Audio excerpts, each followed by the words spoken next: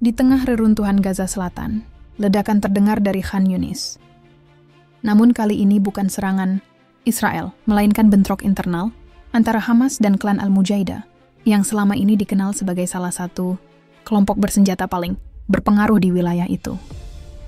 Tanggal 3 Oktober 2025 menjadi hari kelam bagi warga Gaza. Di jalan sempit Khan Yunis, pasukan Hamas melancarkan raid besar untuk menumpas perlawanan dari klan lokal yang dianggap tidak loyal. Bentrok bersenjata berlangsung sepanjang malam. Suara tembakan dan ledakan RPG menggema di antara rumah-rumah bata, sementara warga sipil bersembunyi di ruang bawah tanah yang retak. Saksi mata mengatakan, milisi Al-Mujaidah melawan dengan senjata berat, menolak menyerahkan wilayah mereka yang selama ini mereka lindungi dari serangan Israel. Namun situasi cepat berubah ketika unit Hamas CSF, Counter-Terrorism Strike Force, ikut turun tangan. Operasi yang semula diklaim untuk menjaga stabilitas berubah menjadi perang saudara kecil di jantung Gaza Selatan. Langit Khan Yunis terbakar. Drone pengintai Israel dilaporkan meluncurkan serangan udara menghantam posisi milisi bersenjata yang tidak diketahui siapa target pastinya. Bentrokan di darat berubah kacau. Api membakar gedung-gedung kosong. Di tengah asap tebal, tidak jelas siapa lawan dan siapa kawan. Hamas menyebut hanya 2 anggotanya gugur. Namun sumber lokal mengklaim puluhan orang tewas dan terluka, termasuk warga sipil yang terjebak di antara 2 kekuatan bersenjata. Rumah-rumah di distrik barat Khan Yunis dilaporkan dihancurkan oleh serangan roket jarak dekat dengan alasan menargetkan markas klan Al-Mujaidah. Warga setempat menggambarkan malam itu sebagai neraka sesama saudara, bukan lagi perang melawan Israel, tetapi perang melawan sesama warga Gaza. Konflik ini menyingkap retakan mendalam di dalam Gaza, di mana kekuasaan, loyalitas, dan kontrol wilayah seringkali lebih berdarah daripada invasi luar. Dalam pernyataannya, Hamas menegaskan operasi itu untuk menumpas elemen kriminal. Namun banyak analis menilai ini bagian dari konsolidasi kekuasaan internal menjelang musim politik baru di Gaza.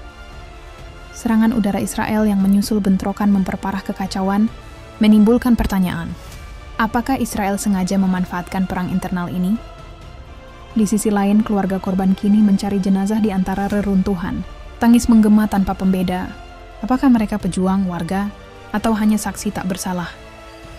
Reporter lokal menyebut, pasar Khan Yunis kini kosong, dan puluhan keluarga melarikan diri ke Rafah, takut operasi susulan akan dimulai lagi. Serangan ini juga menunjukkan sisi gelap kekuasaan bersenjata. Kekacauan internal seringkali lebih menghancurkan daripada serangan musuh dari luar. Klan Al-Mujaidah yang selama ini mengklaim mempertahankan kehormatan dan otonomi lokal, kini hampir lumpuh total.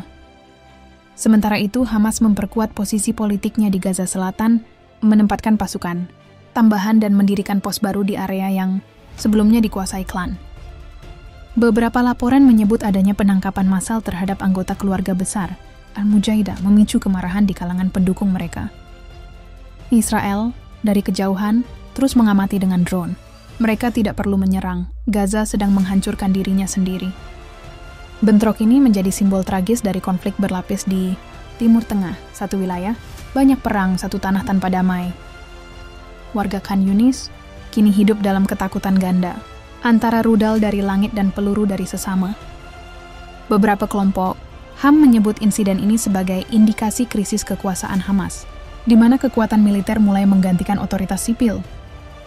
Seorang pemimpin komunitas lokal berkata lirih, "Kami kehilangan Gaza bukan karena Israel, tapi karena kami sendiri."